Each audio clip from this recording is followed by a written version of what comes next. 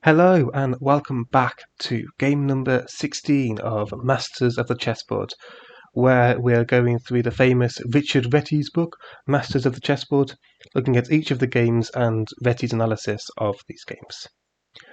We're still looking at the games of Wilhelm Steinitz, and we have in this game Steinitz with the white pieces and his opponent Joseph Henry Blackburne with the black pieces. And it's played in 1876 in London. Now Steinitz starts the game off with e4, e5, knight f3, knight c6, and bishop to b5, going into the Ruy Lopez or Spanish game, the first Spanish or Ruy Lopez we actually see of the book. It has actually been discussed before though, and Reti has commented that he believes this is White's best move, playing bishop to b5. Because this knight f3 move attacks the pawn, the knight move to c6 defends the pawn, and so playing something like bishop to c4 isn't really continuing with White's plan of attacking this pawn, but playing bishop to b5 is threatening to take this knight and win this pawn. It's worth noting that taking this knight straight away doesn't actually work. So Blackburne played a6, and if we did take the knight, this is a valid option going into the exchange variation of the Ruy Lopez. However, knight takes e5 doesn't actually work. Black could play queen to d4, attacking the knight and the pawn. They could play queen to e7, attacking the knight and the pawn, or they could even play queen to g5, attacking the knight and this pawn. So taking the knight on c6 doesn't actually win a pawn. So usually in this position, White would castle, and now, if we give White the move, White can take on e5, because after something like this, Black would just lose the queen. So after castling, this pawn is now en prise. So this is all after the exchange variation, where bishop takes c6 here, and is why this bishop takes c6 doesn't immediately cause Black to lose this pawn. But the more common option is bishop a4, the more critical line. Now here, Blackburne responds with knight f6. Now Reti does offer a bit of analysis in this position. He says that b5 may seem like a bit of an obvious choice, where White's bishop has to play to b3. And here he comments that it's not immediately obvious why White would actually play bishop b5 on a third move instead of bishop c4 on the third move going into the Italian, because here this bishop is attacking along this diagonal, and in the Italian it's attacking along this diagonal. However, the bishop on b3 is better placed than it would be in the Italian on c4. And he offers two reasons for this. The first is the bishop on b3 is protected. It's protected by these two pawns and x-rayed defense by the queen. And if you compare the bishop on b3 to the bishop on c4 in the Italian, after a potential d5 push at some point, the bishop is directly going to attack. If it's on c4 after a knight a5, the bishop's en prise, so we have to respond in some way. Whereas now, if Black plays knight a5, this bishop isn't en prise. If Black takes it, we're not going to be a piece down. And the second reason Reti comments that this position is more favourable than in the Italian is Black's pawns here on a6 and b5. They're potentially overextended, potentially create some weaknesses in Black's camp. So White may choose to play a4 to try and get a bit of a counter-attack. And also, the pawns being here means that Black has to be very careful about pushing d5. Because, as we know, when a pawn moves forward, it stops defending the squares behind it. So if Black pushed d5, this c5 square would become immediately weak, and White would potentially be able to take immediate control of it if Black isn't careful. And because of that, playing knight f6 or d6 is more common. Knight g to e7 is the Qe2 defense and is still seen, but it's not perhaps one of the critical variations. Now Blackburne plays knight f6, going into the more common. Here d6 or knight f6 are the more common options, with knight g to e7 being the Qe2 defense. Blackburne plays knight f6 here, and now Steinitz responds with d3. Now Reti comments that this, at the time of him writing the book in the mid-1900s, d3 was perhaps a less common move. Normally, when at the time of the games in Reti's book, White would play for a very fast d4. However, as we've already seen, Steinitz often liked a closed centre. He loved having pawns on e4, d3 and c3, because then he would have a closed centre, his pawns will be pointing towards the king side, and therefore he'll be able to push these pawns up and generate a kingside attack. And we see something very similar in today's game. Now with d3, we are defending this pawn, which means that bishop takes knight, pawn takes bishop, and knight takes pawn is now an option, because this doesn't work. That will lose a queen. This doesn't work, which means that black has to respond in a way which defends this pawn. So there's three potential options. Black could go for the obvious b5, immediately stopping bishop takes knight. Black could play bishop to c5, tactically defending this pawn, because if bishop takes knight, pawn takes knight, knight takes pawn, we'll see queen to d4, attacking this knight and threatening mate. And the last option, and probably the most obvious, is d6. This is what Blackburne played. Now Steinitz responds with c3, creating a retreat square for the bishop, and also creating this familiar setup with these pawns on c3, d3 and e4. Blackburne plays bishop to e7, and now Steinitz plays h3. Now Reti says that this h3 move is rarely seen today, and it's still rarely seen 50 to 70 years after Reti's book. But he does comment that it's a fine move. He says that inexperienced players will often play h3, hoping to defend against this potential bishop g4 pinning the knight. And in this instance it does defend against that, but that's not its true purpose. Steinitz plays h3 in the hopes of getting a potential g4 push in the future.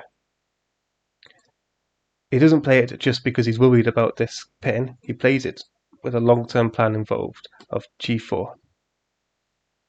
But it is rarely seen today, that is worth noting.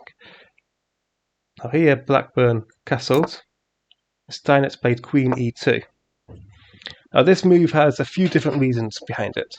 The most obvious reason is it gives Steinitz the option of castling queenside, because the queen's already developed. The second reason is, with his queen on d1, if black was to get a future d5 push, and then white would have to avoid this exchange of pawns, because after d takes e4, d takes e4, we would have an exchange of queens. And Steinitz doesn't want that. He doesn't want an exchange of queens. And also, after the exchange of queens, this pawn would hang. So I'll quickly show that. c4, d takes e4, queen takes, king takes, and then knight takes e4, wins the pawn. And we've lost castling knights. So Steinitz wants to avoid this exchange of queens. So he plays queen to e2, meaning that after d takes e4, not only is this pawn defended by the queen, but it also means we haven't got an exchange of queens, and we're ready to castle queenside once we finish our development. Now, Blackburne responds with Queen E8, hoping to try and get this F5 push. However, Reti's able to quite easily stop this with G4. Now, Blackburne plays B5, and Reti comments that this move, followed by Blackburne's next few moves, sort of indicate he hasn't really got a clear plan of action. He's struggling to develop a good plan which is going to work and he's able to stick to. Steinitz retreats his bishop to c2. We see bishop b7, knight b to d2, and this knight here is aiming for these two squares.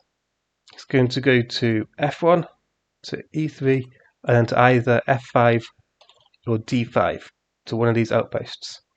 And Reti comments actually that this knight maneuver, especially in the Ruy Lopez, is very commonly seen today, and we very often see things like this in the Ruy Lopez. But actually, this is the first time Steinitz had played a maneuver like this in the Ruy Lopez. And it works very nicely, actually. It's very educational. Now, Blackburne responds with queen to d7.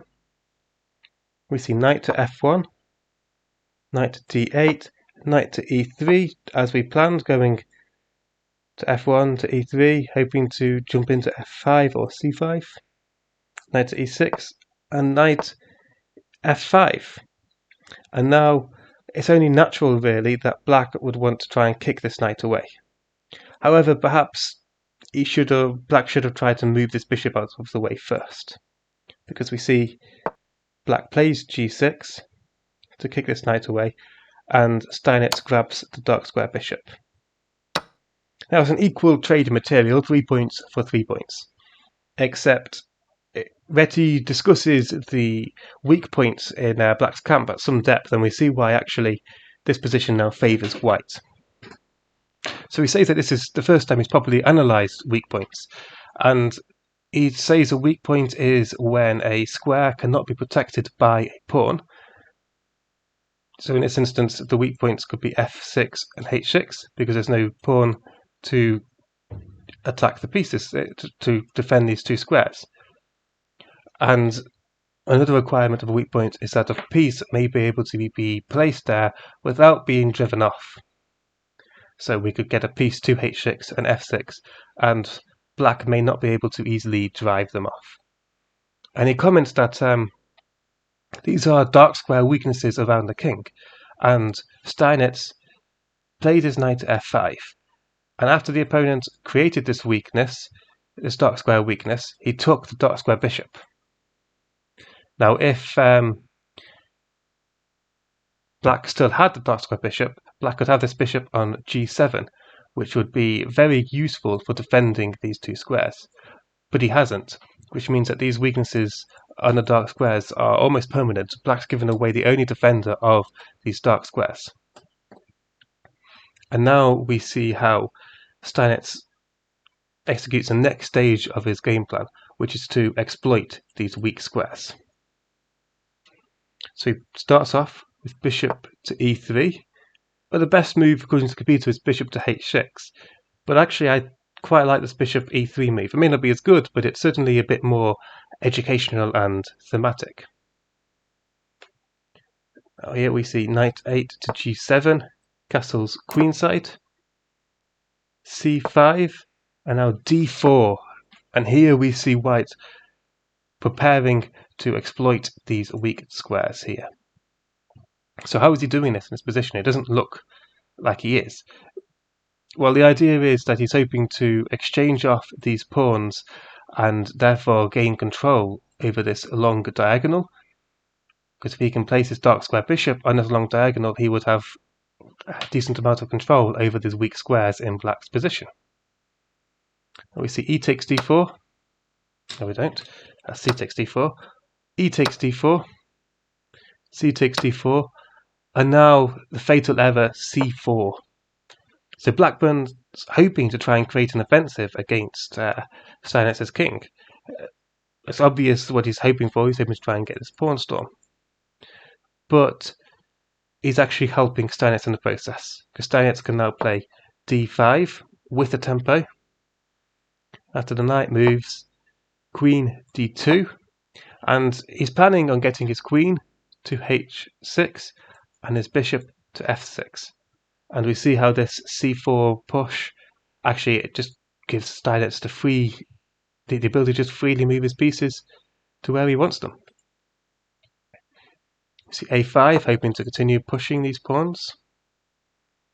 Now bishop to d4, and now his bishop's got control of this long diagonal. f6, trying to limit the bishop's mobility. But now queen h6, one of the pieces is now where he wants it. We see b4 and now g5, immediately attacking black's position. And it's not commented on by Reti, but when it comes to opposite sides castling and sort of like pawn storms, the sides with a hook, so Blackburne has played f6, which gives Steinitz something to hook onto. And the side which has played a bit of a hook like this is often the side which is more at risk because in this instance White's attack is able to hit first because of this hook. Here we see f5, another quite deadly mistake because it opens up this long diagonal. And then f6, and Steinitz has achieved his plan. This is what he was aiming for when he started moving his queen and bishop around and pushing his pawns. This is the position he was hoping for. So right here, actually, Steinitz was hoping for a queen here, a bishop here, and probably a pawn here on move 15. And now we see how move 25, he's achieved that. And these pieces aren't going anywhere. In fact, looking at the computer's second best move is rook takes f6, because this bishop is just so powerful. Now, Steinitz responds with queen f7. The queen's obviously under attack and hasn't really got many good squares to go to, but it can only really go to here or here, because otherwise it'll be mate in 1. So he plays queen f7. And now we see e takes f5, hoping to break apart black's king side just that little bit more. In the game we saw g takes f5, but let's have a quick look at knight takes f5. So here we'll have bishop takes f5, g takes f5, and g6. Now obviously this bishop isn't actually en prise because queen takes f6 will result in a mate in 1. And the only move to stop mate in 1 is queen takes g6, which would be met quite nicely with rook Rg1 pinning the queen. Even now, rook takes f6 is the only way to avoid mate, but winning the queen is quite an obvious way to win the game. Alternatively, we have got a mate in 5 or a mate in 6 with all the other moves. If we see we're noting h takes g6 as mate in 1, and if we see something like queen d7 moving out of the way of the bishop and the pawn, but also defending the square, it would still be mate in 4, because we'll see g takes h7 check, and it's mate in 3 no matter what the move. Something like queen takes h7, rook d to g1, king f7, it gives mate in 2, queen takes h7, and then queen e8 would be mate in 1 here, or king takes here will be mate in 1 here, because the knight's defending these squares. So all of that happens here if knight took, bishop took, g pawn took, and then with this g6 pawn break. Well, perhaps more of a pawn push. So we don't see that. Instead we see g takes f5, and now g6. That's g6 pawn push still coming. And black's a bit stuck here. If they take on g6, then knight g5 would attack the queen and threaten mate in 1. And I think in this position, the computer actually gives it as mate in 7. Whether Steinitz saw it was mate in 7 or just saw that black would have to give up his queen, I don't know. Either one is good, I guess. So the only option really is queen takes g6. Still defending against this mate and stopping this mate here. Queen takes g6. But then bishop takes g7 and black is simply a piece up. White is simply a piece up. Black can't take back because this would just win the queen. And it's actually mate in 5 in this position. Oh no, it's not. It's mate in 16 even. I doubt Steinitz saw mate in 16. He probably saw this position and was happy with it. Although he may have seen a bit further on. So instead we see queen takes h6 check and bishop takes h6. And here the game in the book actually ends. I mean, it's quite clear that White's winning. White's king is fairly safe. White's a piece up, and his rooks are ready to come and control all the open files. This bishop's ready to come and attack as well. And the game only went on a few more moves. So I'll quickly look at the next few moves, but I won't try and offer that much analysis. So we have rook to f6 attacking the bishop, rook h to g1, and then rook to g6 defending the check. And now we see bishop takes f5, king to f7, bishop takes g6, h takes g6, knight to g5, king to g8, and now rook to e1, and here Blackburne resigns. It's quite clear he's down 5 points of material, his king's exposed, and Steinitz is in full control of the board. I'm just looking at the computer, actually gives it as mate in 13 as well, so yeah, it's easily won for Steinitz. But the book actually ended it here. And it makes sense, it's clearly won here as well. So that's game number 16. And we see our first Ruy Lopez or Spanish game with the classic Steinitz maneuver of pawns on c3, d3, e4, and this kingside attack with pushing these pawns up. But most importantly, I think we've seen this weak points here, how Steinitz maneuvered his knight to f5, a very powerful square, forcing black to make a weak point, to make some weak squares around his king, and then taking the only defender of these weak squares. And then he formulated a plan from in this position as to how we can utilize these weak squares. By castling first, getting the bishop ready to take control of this diagonal, and then opening up the long diagonal for his bishop and for his queen. It perhaps wasn't the most accurate way of going about things, and I'm sure the computer will probably find quite a few errors in it, but it's certainly very thematic and quite educational, and I think it's why I quite like it actually. And so there we have it. That's game number 16. I think we've still got a few more Steinitz games to go, and you've probably got quite a few more Ruy Lopez games in the book as well. So if you like this, please like, comment and subscribe. If you got any feedback, please drop a comment and I'll try to read all the comments. Thank you for watching, and I hope to see you all next time. Thank you for watching.